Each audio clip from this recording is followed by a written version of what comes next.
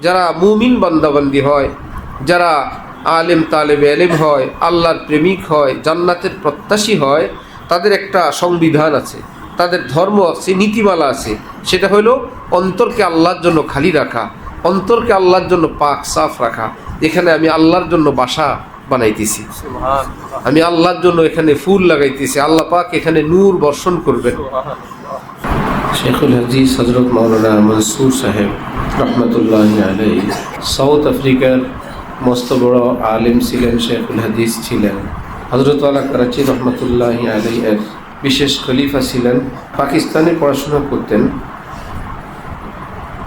এত বড় বুজুর্গ পাকিস্তানে আছেন জানতেন না, মোটামুটি জানতেন, কেউ ওখানে যেতে দিত না।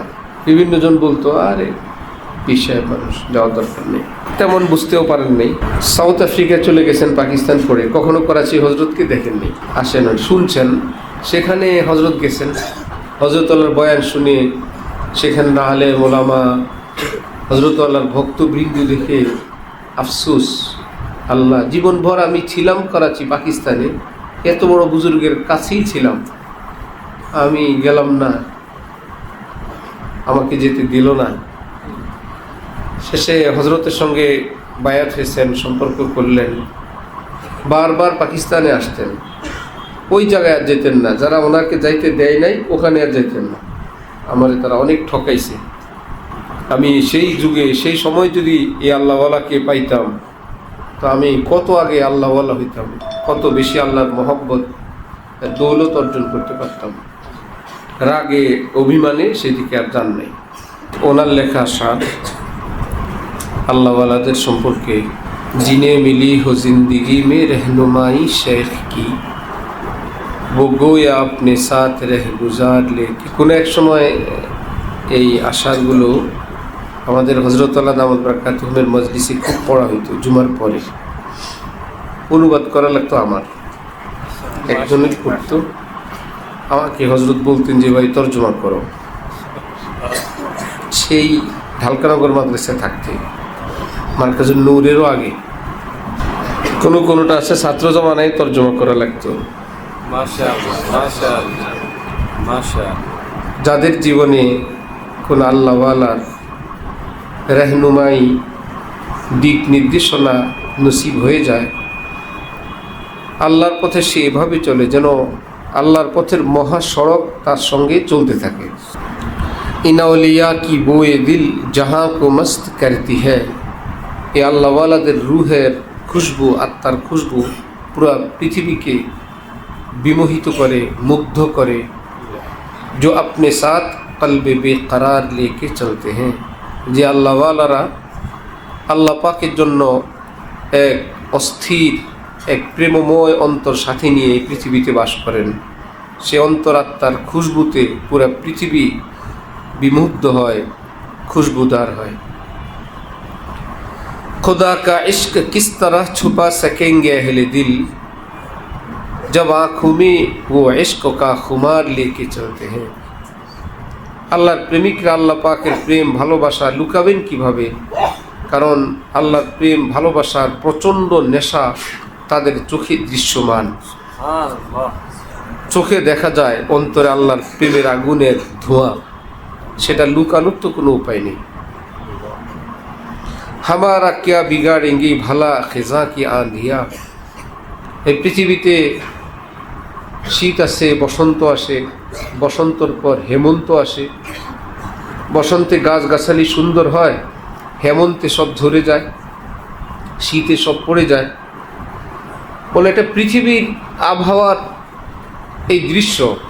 এইরকম হেমন্ত যখন আসে, যখন গাছগাছালি পাতা শূন্য হয়, দেখতে তেমন সুন্দর লাগে না, এগুলো আমাদের কি কিচ্ছু করতে পারে না। আমাদের অন্তরের ফুল বাগানে সব সময় ফুল থাকে। আমাদের এখানে শীত এবং হেমন্ত আসে না, সব সময় বসন্ত থাকে। কে হাম তো কলবে রশকে সদ বাহার লেকে চলতে হ্যাঁ। আমরা শত বসন্তের ঈর্ষণীয় ফুল বাগান, ঈর্ষণীয় সতেজ সজীবতা নিয়ে আমরা এই পৃথিবীতে বিচরণ করি। যেই সতেজতা, সজীবতা এবং আমাদের পত্র পল্লবের ফুল ফলের সৌন্দর্য দেখলে বসন্ত আফসোস করতে থাকে, হায় আমি বসন্ত না হয়ে এরকম কোন আল্লাহওয়ালা দিলে যদি একটু জায়গা পেতাম। আমি বসন্তের তো কোনো গ্যারান্টি নাই, কিছুদিন পর আমি লাল হই, আমি শুকাই, আমি ঝরি, কিন্তু আল্লাহওয়ালাদের অন্তরের ফুল বাগান তো দেখি স্থায়ী। এই ফুল ঝরে না, মূর্ছে যায় না, শুকায় না, আরও সুন্দর হয়, আরও সুন্দর হয়, আরও নতুন নতুন ফুল ফোটে। এই পৃথিবীর ফুল ফোটে, একটা ঝরে আরেকটা ফুটে, একটা শেষ হয় আরেকটা উঠে, কিন্তু কোনো মুমিনের অন্তরে এরকম কি হয়? নামাজ শুরু করলো, কিছুদিন পর যখন রোজা আসলো তো নামাজ ছেড়ে দিছে, রোজা ধরছে, এরকম হয়? নামাজি মানুষ যখন রোজা রাখা শুরু করে এমন কি হয় নামাজ বন্ধ করে রোজা রাখা আরম্ভ করলো, তো নামাজের ফুলও ছিল, এখন রোজার ফুল ফুটছে। এবার জিকিরের ফুল আবার ফুটছে। জিকিরের কারণে কি রোজা বন্ধ করে দেয়? তার সঙ্গে চলতে থাকে। আবার আরেকজনের মন চাইলো ভাই একটু তিলাওয়াত করি, তো তিলাওয়াতের ফুল ফুটলো না। একটার পর একটা যোগ হইতে থাকে, এমন না যে একটা শুরু হয় তো আরেকটা শেষ হয়ে যায়। একটা আমল আরম্ভ করে আরেকটা আমল বন্ধ হয়। এতদিন দাড়ি রাখছে, এখন দাড়ি কামায় ফেলছে। এতদিন পায়জামা পাঞ্জাবি পরছে, এখন শার্ট প্যান্ট পরে, কারণ এখন আরেকটা আমল শুরু করছে, তো ওই জন্য একটা বাদ দিয়ে আরেকটা শুরু করছে। এমন হয়? কিন্তু পৃথিবীর ফুল বাগান কি হয়? একটা ঝরে আরেকটা ফুটে, একটা ঝরে আরেকটা ফুটে, অটোমেটিক সিস্টেম।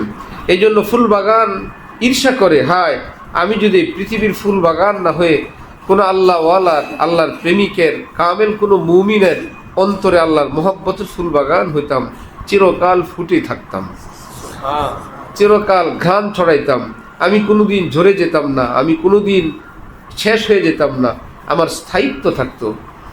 এশকে বা মুর্দা না বাসাদ পায়দার, এশকে রা বা হাইয়ু বা কাইয়ুমদার। জালালউদ্দিন রুমি বলেন, হে বন্ধু, কোনো মরণশীল, ধ্বংসশীল, লয়শীল, ক্ষয়শীল এরকম কারোর সঙ্গে প্রেম ভালোবাসা করো না, কারণ যাকে তুমি ভালোবাসবে সে তো ধ্বংস হবে, মরবে, পচবে, গলবে। তোমার মহব্বতের কি হবে শেষে? তোমাকে রেখে সে মাসুক বেচারা কবরে চলে যাবে। আগে জানতে তো তুমসে কভি প্যার না করতে। হিন্দু ছেলে হিন্দু মেয়ের সঙ্গে খুব মহব্বতে সম্পর্ক করে বিয়ে করছে, নিজের পরিবার পরিজনের অমতে, সবাইকে ছেড়ে সে নিজের প্রিয়জনকে, প্রিয়তমাকে নিয়েই থাকে। কয়েকদিন পর ওই মেয়েটার মৃত্যু হয়ে গেছে। এইদিকে পরিবার পরিজন আপনজন সব পর হইল, যাকে পাওয়ার জন্য সে এখন কবরে গেল। পাগল পারা হয়ে রাস্তায় ঘুরে আর বলে, আগে জানতে তো তুমসে কভি প্যার না করতে। সব ছেড়ে তোমার কাছে আসলাম, তুমিও আমাকে রেখে এভাবে যাবে, এ কথা জানলে তোমাকে ভালোবাসতাম না। এশকে বা মুর্দা নবাসাদ পায়দার, এশকেরা বা হাইয়ু বা কাইয়ুমদার। হযরত জালালউদ্দিন রুমি বলেন, এই পৃথিবী যাই দেখো সব ধ্বংসশীল, সব লয়শীল, ক্ষয়শীল, পচনশীল, মরণশীল। যাকেই তুমি ভালোবাসবে সে মরবে আজ অথবা কাল, কিন্তু তুমি কি করবে? হযরত বলেন, মাটি যোগ মাটি সমান সমান মাটি যোগ মাটি সমান সমান মাটি যোগ মাওলা সমান সমান মাওলাওয়ালা, আল্লাহওয়ালা। মাটি যোগ মাটি সমান সমানও মাটি, আর মাটি যোগ আল্লাহ সমান সমান আল্লাহওয়ালা। এরা কখনো মরেও মরে না, মরেও অমর। বড় পীর জিলানী দুনিয়া থেকে চলে গেছেন, সবাই কি ভুলে গেছে না মনে রাখছে? খাজা মঈনুদ্দিন চিশতি মনে রাখছে, থানবী মনে রাখছে, মাদানী মনে রাখছে, গাজালি মনে রাখছে, হাসান বসরি মনে রাখছে, হাফিজি পীরজি মনে রাখছে। কেউ ভুলবে না, কারণ কেউ তাদেরকে নাম মিটাইতে পারবে না। ইমামে আজমের নাম কেউ মিটাইতে পারবে না, ইমামে আবু ইউসুফ, ইমাম মুহাম্মদ রাহিমাহুমুল্লাহ। যারা মিটাইতে আসবে নিজেরাই মিটবে। ইসে মিটনে মে वो मिट जाएंगे खुद, ये नक्शे सेजदा है कशका नहीं है। এইরকম আল্লাহ যাদেরকে প্রজ্বলিত করেন, আল্লাহর জ্বালানো আগুন প্রদীপ যে নিভাইতে আসবে সে নিজে পুড়বে, প্রদীপ নিভবে না। ইউরিদুনা আন ইউতফিউ নূরাল্লাহি বিআফওয়াহিহিম, তারা চায় আল্লাহর নূরকে ফু দিয়ে নিভাবে। ওয়াল্লাহু মুতিম্মু নূরি, আল্লাহ চান আল্লাহর নূরকে আরও তিনি পরিপূর্ণ করবেন, আরও জ্বালাবেন। তাহলে আল্লাহর নূর কারো ফুয়ে নিববে না সে জ্বলবে? সে জ্বলবে। আল্লাহ দিনকে যে মিটাইতে আসবে, দিন মিটবে না, সে মিটে যাবে। ইসে মিটনে মে ও মিট যায়েঙ্গে খুদ। আল্লাহর দিনকে যে মিটাইতে আসবে সে ধ্বংস হবে। ইয়ে নকশে সেজদা হয়, এটা আল্লাহর দিনের চিহ্ন। কষ্টা নেহি হয়, হিন্দু নারীর কপালের সিঁদুর না। হিন্দু নারীর কপালের হিন্দু নারীর কপালের সিঁদুর ইত্যাদি ইত্যাদি, সেটা মুছলে মুছে যায়। আর কপালের নূর আল্লাহ পাকের দিন ইমান, সেটা মুছলে মুছে না। আল্লাহ আমাদেরকে দিন বুঝার তৌফিক দান করেন। আল্লাহু আকবার।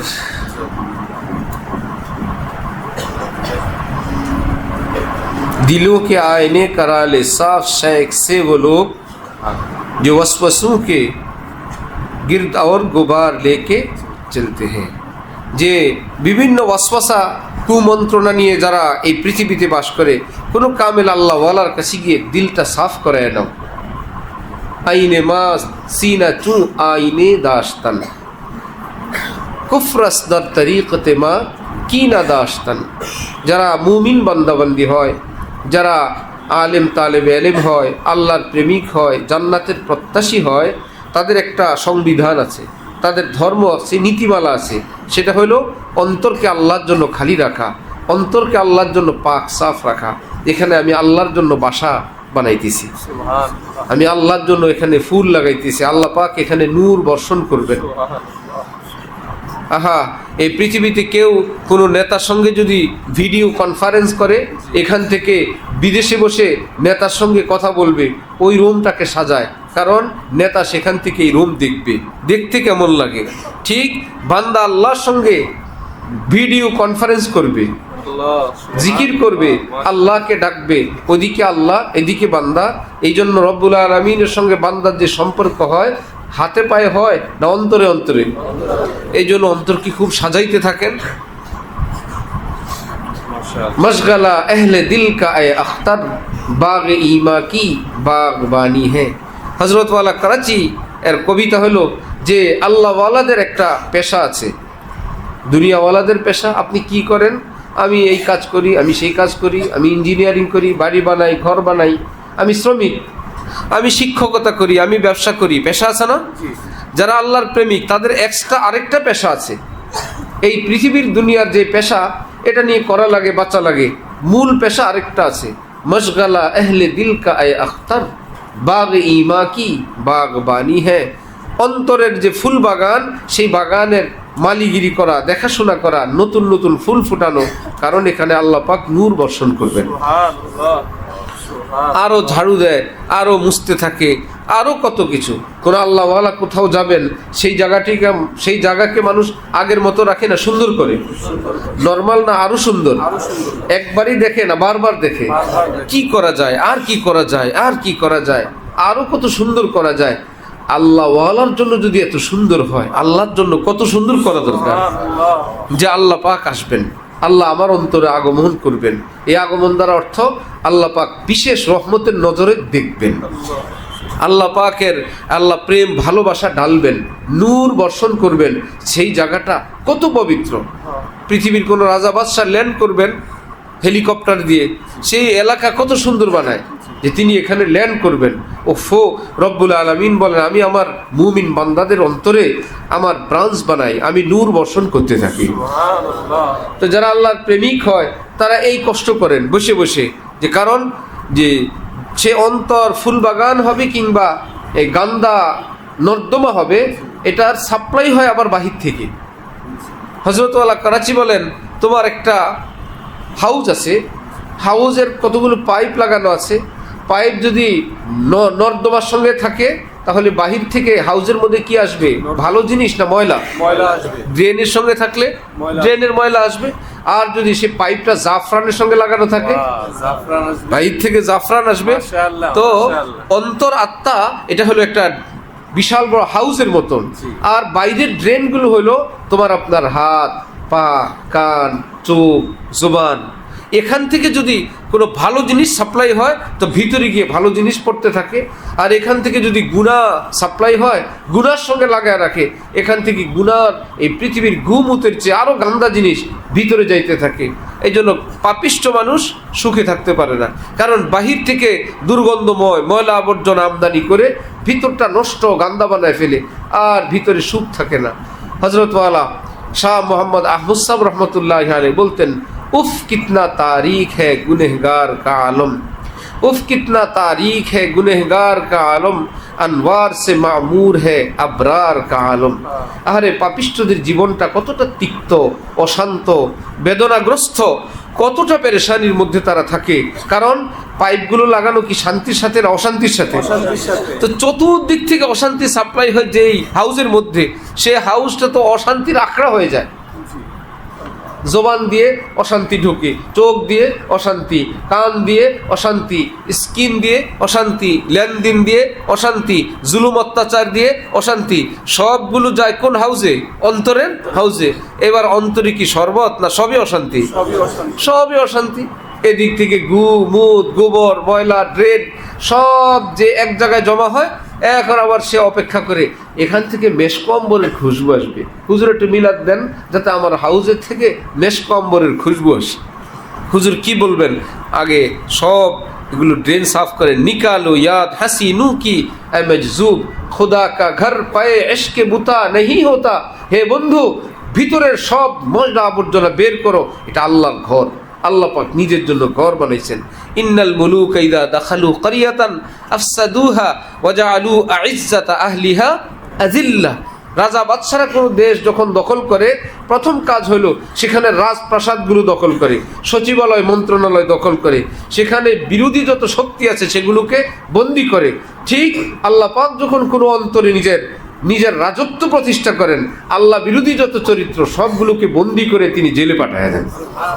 এখানে আমি রাজত্ব করব, এখানে আমার রাজত্বের আমি পতাকা টানায় দিলাম, আর কেউ না। এই জন্য আল্লাহ বলেন, আল্লাহ ইন্না আউলিয়া আল্লাহ লা খাউফুন আলাইহিম ওয়ালা হুম ইয়াহজানুন। এখানে আমি আমার রাজত্ব শুরু করলাম, কোনো পাইপ দিয়ার অন্যায় কোনো কিছু প্রবেশ করতে পারবে না, আসলেও ফিক্কা মেরে ফেলা দিবে, ভুল বিচ্যুত হইলেও তওবা করে ফেলবে। ওয়া আখিরু দাওয়ানা আলহামদুলিল্লাহি রাব্বিল আলামিন। সুবহানাল্লাহি ওয়া বিহামদিহি সুবহানাকাল্লাহুম্মা ওয়া বিহামদিকা আশহাদু আল্লা ইলাহা ইল্লা আনতা